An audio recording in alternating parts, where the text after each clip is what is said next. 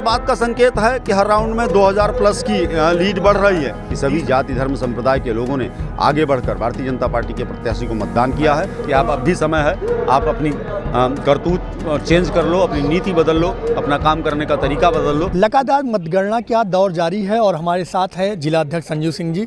Sir, जिस तरीके से बीजेपी के मत प्रतिशत लगातार बढ़ रहे हैं, क्या कहना चाहेंगे?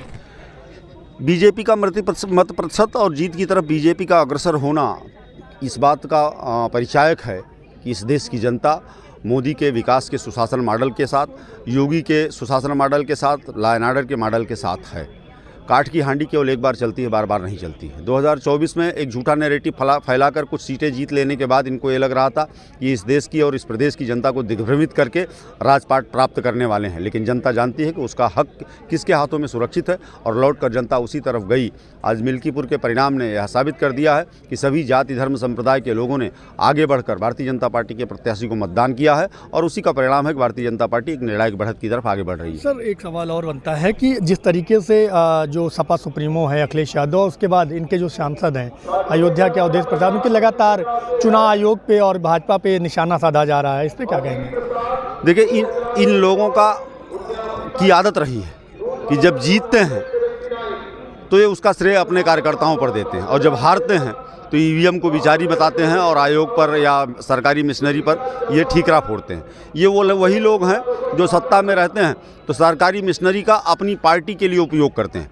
आप याद करिए कि जब इटावा में या सैफई में चुनाव हुआ था और इनकी पत्नी निर्विरोध लोकसभा के लिए निर्वाचित हुई थी, तब क्या क्या हथकंडे इन्होंने अपनाए थे? तब इन्होंने आयोग के ऊपर उंगली नहीं उठाई। आज जब चुनाव आयोग ने एक निष्पक्ष चुनाव कराया है, मिल्कीपुर में 414 बूथ हैं, 414 बूथों में से 50% बूथों पर डायरेक्ट वेब टेलीकास्ट की सुविधा की गई थी। वो आधे से अधिक बूथ जो है वो वेब निगरानी में थे। सभी बूथों पर पैरामिलिट्री फोर्स लगी हुई थी। ऐसे में जब इतनी व्यापक सुरक्षा लगी हो तो फर्जी मतदान की बात करना हमको लगता है कि दिन में मानसिक दिवालियापन की बात है। आम जनता ने उसी दिन मन मना लिया था जब अवधेश प्रसाद के बाद अजीत प्रसाद को समाजवादी पार्टी ने प्रत्याशी बनाया था, क्योंकि यह राम मनोहर लोहिया और आचार्य नरेंद्र देव की धरती है।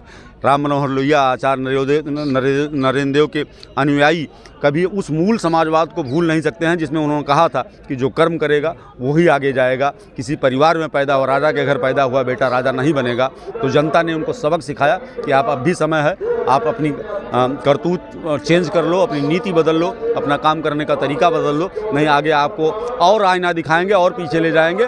मैं तो कहूँगा कि आज के इस चुनाव ने और दिल्ली के परिणाम ने यह स्पष्ट जनादेश है कि भारतीय जनता पार्टी के नेतृत्व में जो मोदी जी की सरकार चल रही है, जो योगी जी की सरकार चल रही है, उससे जनता खुश है, उनके रोल मॉडल से खुश है। आगे 27 में भी योगी आदित्यनाथ उत्तर प्रदेश में प्रचंड बहुमत के साथ तीसरी बार सरकार बनाएंगे। बिल्कुल, लेकिन एक बात बताइए, कितने मत प्रतिशत से आप जीत रहे हैं? कितना? देखिए, अभी काउंटिंग होना बाकी है। 5वां राउंड है, लगभग 14,500 वोटों से आगे अभी। तो ये इस बात का संकेत है कि हर राउंड में 2000 प्लस की लीड बढ़ रही है। 30 राउंड हैं, कैलकुलेट कर लीजिए कि जब हर राउंड में 2000 बढ़ रहे हैं तो 30 राउंड में कितना बढ़ेंगे। हम ये जानते हैं कि एक बड़े जनादेश के साथ भाजपा यहाँ जीतेगी और दिल्ली में भी भाजपा की स्पष्ट बहुमत की सरकार बनेगी। बहुत बहुत धन्यवाद। तो ये हमारे साथ थे संजीव सिंह जी, जो जिला अध्यक्ष हैं अयोध्या से भाजपा के। तो इनका साफ तौर पर कहना है जिस तरीके से हर राउंड में 2000 वोटों से मत प्रतिशत बढ़ रहा है तो कहीं ना कहीं इसका प्रभाव लगातार देखने को मिलेगा और प्रचंड बहुमत से हम सरकार बना रहे हैं। हम सरकार क्या बना रहे हैं कि उपचुनाव की जो छटा है उसको भी घेर रहे हैं और ये मिल्कीपुर चुनाव का जो परिणाम आएगा, कहीं ना कहीं जो पिछले मत परिणाम आए हुए हैं उससे कहीं ना कहीं अनोखा परिणाम होगा, ये इनका साफ तौर पर कहना था। अयोध्या से IBC 24 के लिए अपूर्व पाठक।